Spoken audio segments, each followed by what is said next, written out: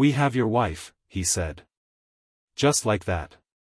Like he was reading a grocery list. "If you want to see her alive, you'll bring $500,000 in cash. No police, no games." He gave an address for the drop. Said they'd call again tomorrow. Then the line went dead. No background noise. No hesitation. Like ordering pizza. I stood there for a second, the mug still warm in my hand, my brain trying to glue itself back together. My wife. Hostage. 500 grand. $500,000. Funny thing is, I had exactly that. Sold the company last week. Signed the papers Monday. The check cleared yesterday. Coincidence? Sure. And bears use toilets. But right then, none of that mattered. I grabbed my phone and called her. Straight to voicemail. Tried again. Same. No cute voicemail greeting. Just dead air. By the third call, I wasn't even hearing the dial tone anymore. Something cold settled in my chest. This was real. It hit like black ice. Fast, silent, no warning. I dropped the mug. Didn't even watch it shatter. Grabbed my keys and went straight to the bank. Told them I needed cash. All of it. They hesitated, of course. "That's a lot of money, sir." "No kidding." I smiled politely, but my eyes didn't. "I'm not asking for your opinion. I'm asking for my money." They took about an hour, made a few calls, probably checking if I was running from the IRS or funding a small army. I waited, hands clenched so tight my knuckles looked bleached. Finally, stacks of cash in black duffel bags were loaded into my truck. I drove home, parked, sat behind the wheel for a minute, engine ticking quietly in the heat. That's when my brain caught up. This wasn't random. It couldn't be. My wife and I weren't exactly on honeymoon terms lately. She'd been distant, cold, more interested in her phone than me. Sure, I suspected something. Late nights. Meetings. New lingerie she sure wasn't wearing for me. But this? Kidnapping? $500,000 ransom? That felt staged. Like the final act of a play I didn't know I was in. I pushed that thought down. For now. My only priority was to get her back. Or at least that's what I told myself. If you are interested in the continuation, like this video and I would be grateful for your comments. New stories are published here every day. Listen to the story to the end, because what happened at the end will surprise you. I couldn't sit on this. Not anymore. Maybe I could lie to myself for a few hours, pretend I was going to play by the rules, hand over the cash and hope for the best, but deep down, that was never going to happen. I'm not wired that way. Not after everything I've seen and done. So I picked up the phone and dialed the one person who'd always been sharper than me when things went sideways. My brother, Ryan. Special Agent Ryan Masters. FBI. Desk job now, but he still had teeth when he wanted to bite. He picked up after 2 rings, casual as always. "Austin," he said, like I was calling about weekend plans. I didn't waste time. "They took Karen," I told him flat. "Kidnapped her. Ransom. 500 grand. Same as the deal I just closed on the company." There was a pause. Not long. Just enough for him to shift gears. "You're kidding." I wasn't. I could almost hear his chair squeak as he leaned forward. "Same amount?" "Exactly," he asked, his tone sharp now, no more brotherly warmth. "Yeah," I said, gripping the edge of the counter hard enough that my fingers ached. "Cash. No police. They were clear." He whistled, low and controlled. "That's not random.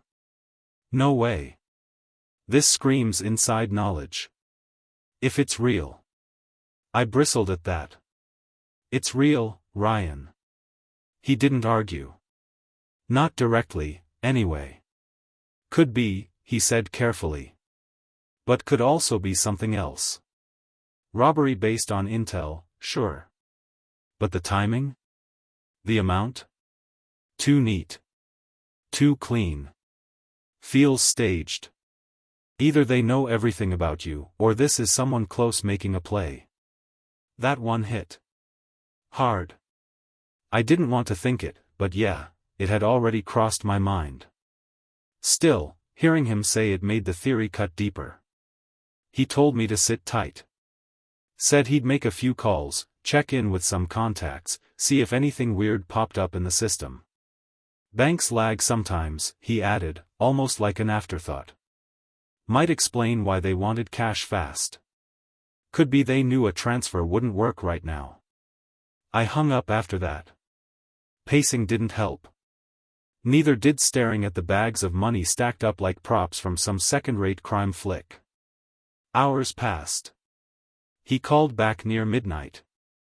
His voice was quieter now. Tense.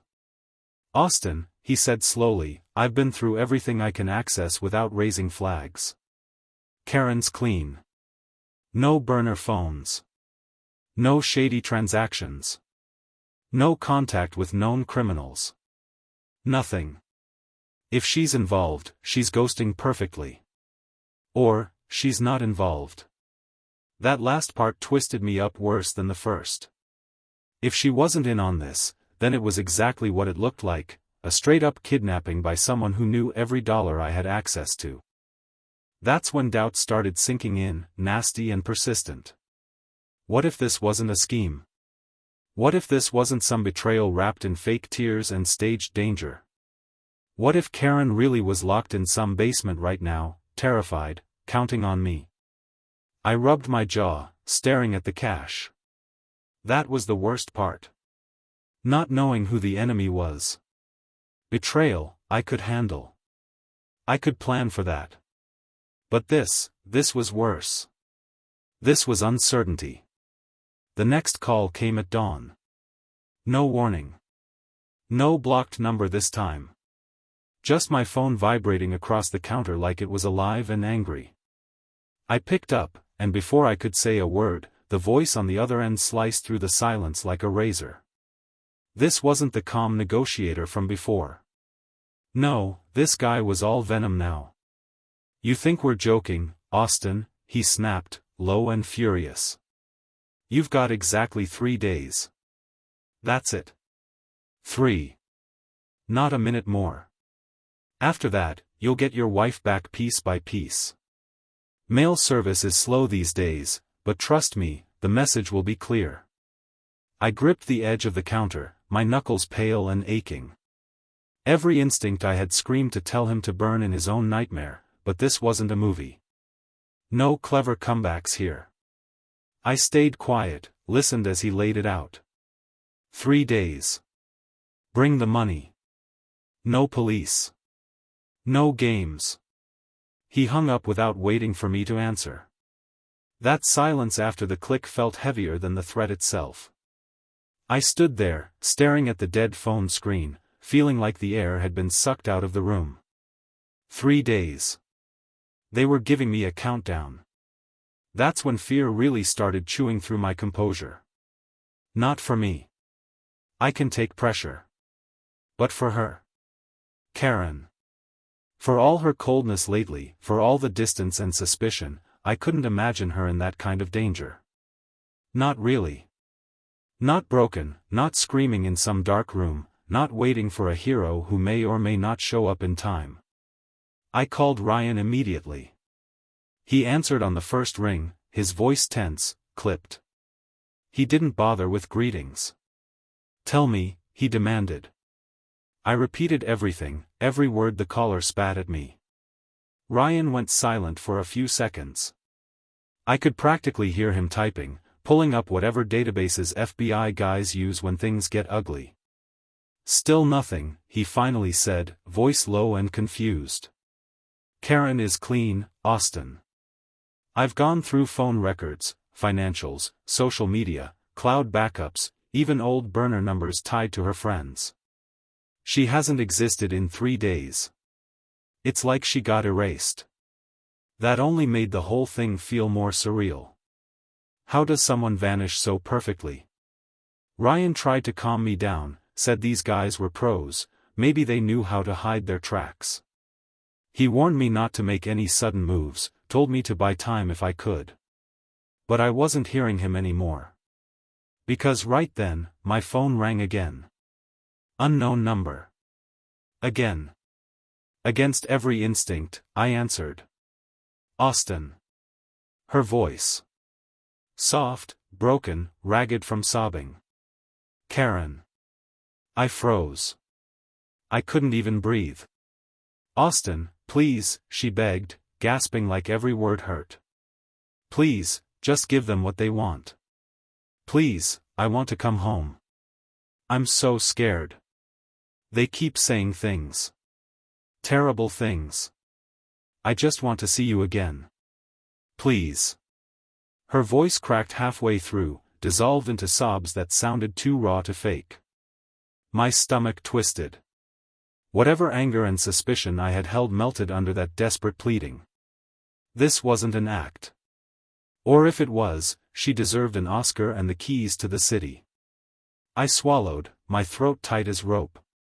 Karen, where are you? I asked carefully. But she didn't answer. She just kept crying, whispering my name like it was a lifeline. Then a different voice snapped through, cold and efficient. Tick-tock, lover boy. 3 days. No more chats until you show up with the cash. They hung up before I could say anything else. I just stood there, phone still pressed to my ear like it would bring her voice back. It didn't. I called Ryan again. Told him every detail. His reaction was instant.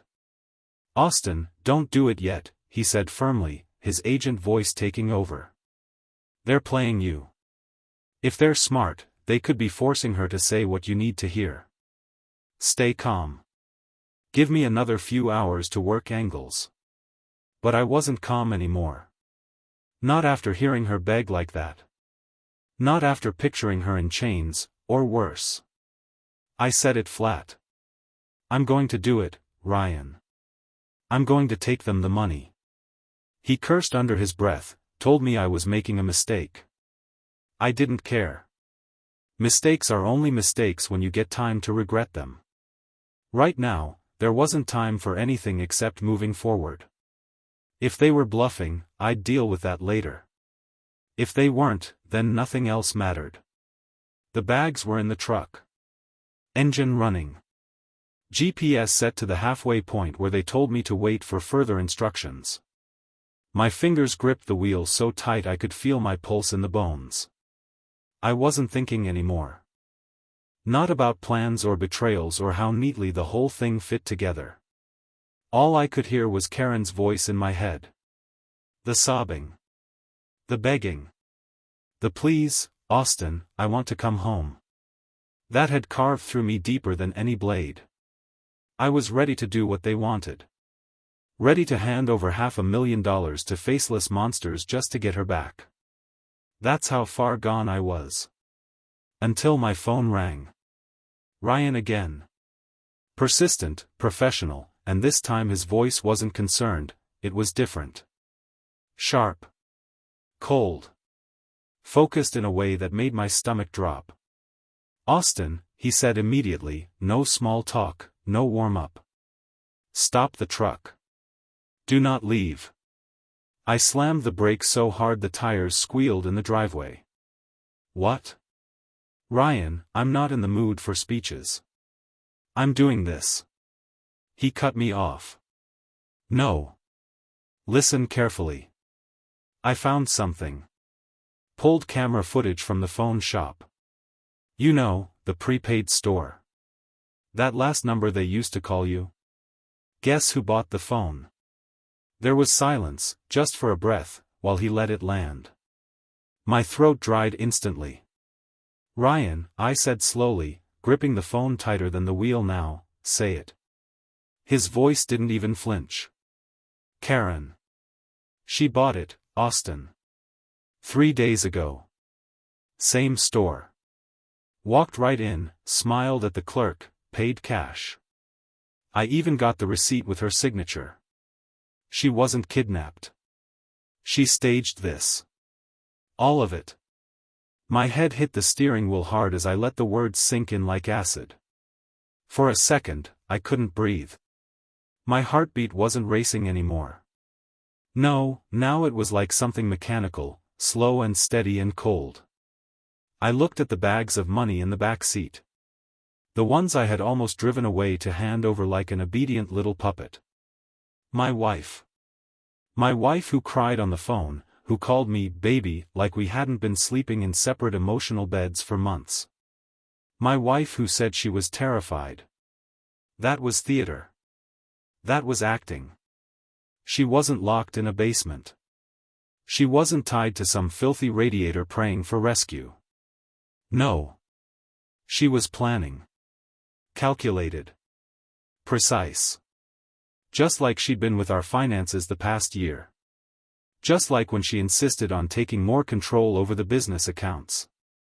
Just like when she asked all those casual questions about wire transfers and cash withdrawals. It wasn't about desperation. It was about greed. I didn't even realize I was laughing until Ryan asked sharply, "You with me, Austin?" I was. Oh, I was. More than I had been in days. I straightened up, eyes wide open now. The fear? Gone. The pain? Dead weight. All that remained was clarity. So she's running, I said, my voice flat as steel. That's the plan. Take my money, disappear, and let me spend the rest of my life wondering what went wrong. Ryan's voice was as bitter as mine now. That's exactly right. Except now she's sloppy. She left fingerprints. Cameras. I know where the burner phone was activated. I know what credit card she used to book a rental car earlier. We can get ahead of this. I didn't even hesitate. Tell me what to do, I said, without an ounce of doubt anymore. He didn't miss a beat. You come here. Right now. We'll set this up properly. No more reacting. No more emotional nonsense. You were about to hand over your life, Austin. We're done playing defense. I didn't knock when I got to Ryan's. Didn't have to. He was already waiting, door cracked open, eyes sharp like a man who'd already read tomorrow's headlines. He looked at me like I'd just returned from the edge of doing something stupid. I didn't blame him.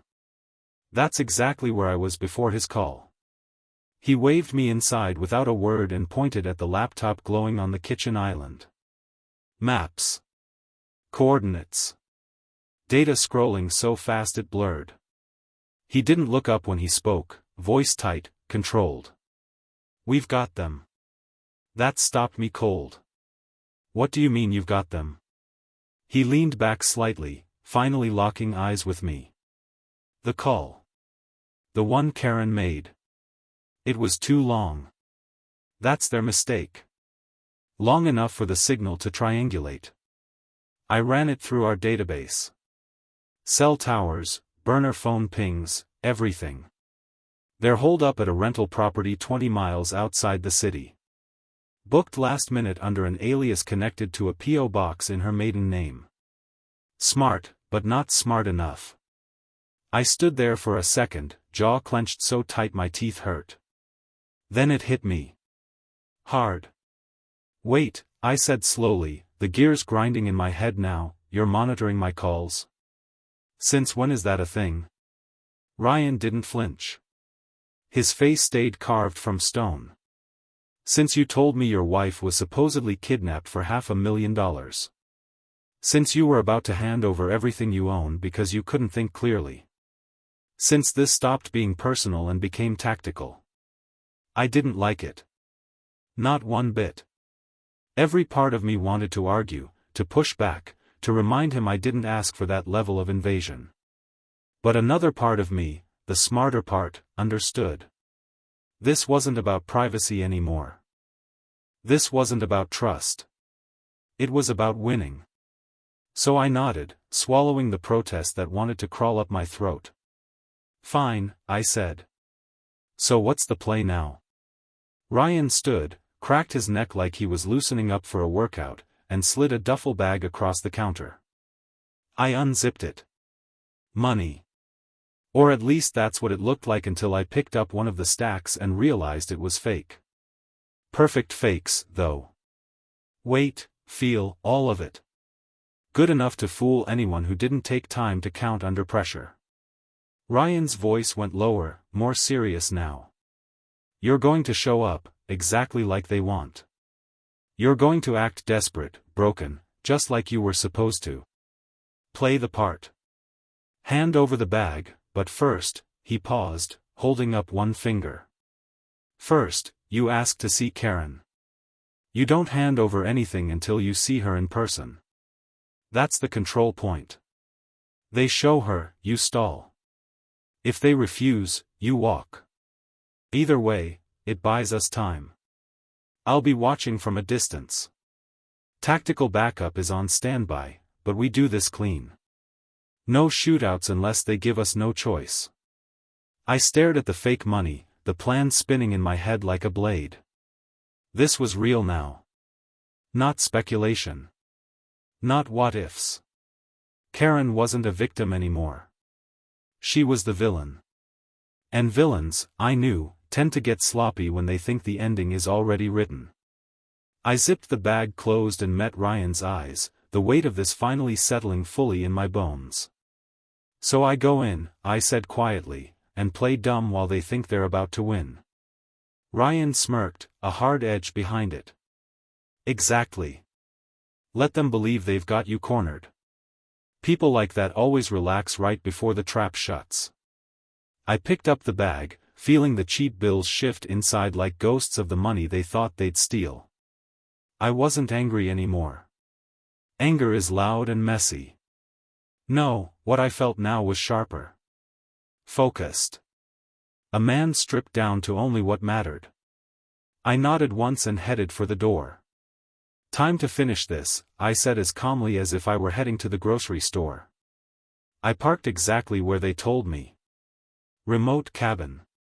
Gravel drive. Too quiet. The kind of quiet that feels like the world holding its breath. I shut the engine, grabbed the fake money bag, and stepped out slowly. No sudden moves. No panic. Just calm steps crunching on loose stone as I walked toward the front of the house. I didn't need to look to know Ryan and the special response team were already in position, one block back, watching through scopes and ready to pounce the second things got ugly. I dialed the number they gave me. It rang twice. Then the same deadpan voice answered. You alone? He asked, not wasting time. I kept my tone casual, controlled. Yeah. Got your money too, I said, raising the bag slowly above my head with one hand like I was delivering tribute to a king. But I'm not stupid. I'm not handing over anything until I see my wife. There was silence for a moment, broken only by the distant hum of wind slicing through dry trees. Then he spoke again. Fair enough. She'll come get it. Stay where you are. I stayed. Exactly like they said.